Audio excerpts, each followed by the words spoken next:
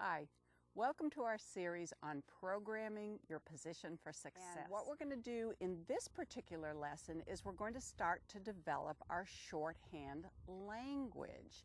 Remember, what we're doing, what makes this program different than other programs on position is that we're addressing our efforts to our subconscious mind, so that basically we change the software in our mental computer. And we do that by doing two things. Number one, through visualization, through our mental pictures, and number two, through self-talk. So we're going to have some interesting mental images as far as correcting your position is concerned. And then with the self-talk, we're going to come up with very specific buzzwords that will serve as little reminders for you as a position check. Now, I'm going to use buzzwords that Ruth and I use all the time, and you're welcome to use those words. But if you have either a mental image or a buzzword that means more, it's more meaningful to you, then by all means use that. We're just giving you a little format, a little formula to follow.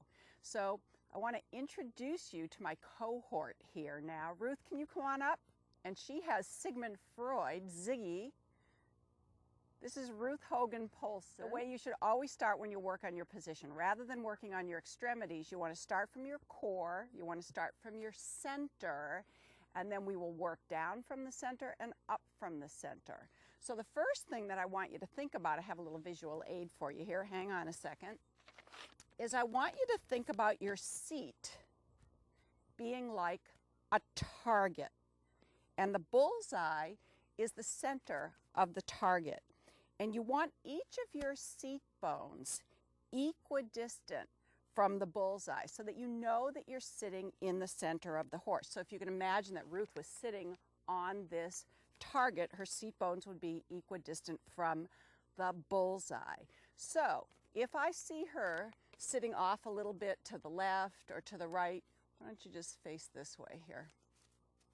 Either to the left or to the right, I'll say the word bullseye, and she'll know to center herself in the middle. You guys remember this or not, but this is a slinky. When I was a kid, I used to play with slinkies.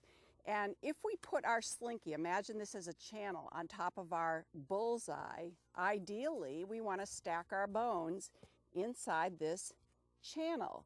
But the slinky can be in front of the vertical channel, it can be behind the channel, it can be off to the left, or it can be off to the right. Here's another image for you.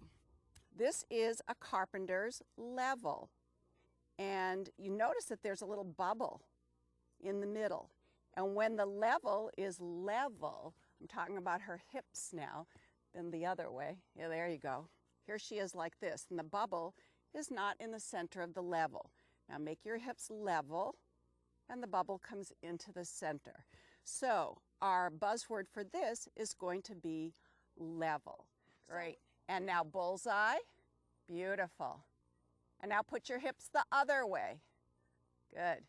Now bullseye, so your hips are off to the right. Very good. Right. And you can look at her zipper. Okay, her zipper is to the left now. So the buzzword is zipper, and make your zipper straight and perpendicular to the ground. And now collapse your waist and use your toothpicks. So each toothpick is between your last rib and your belt, and collapse your waist.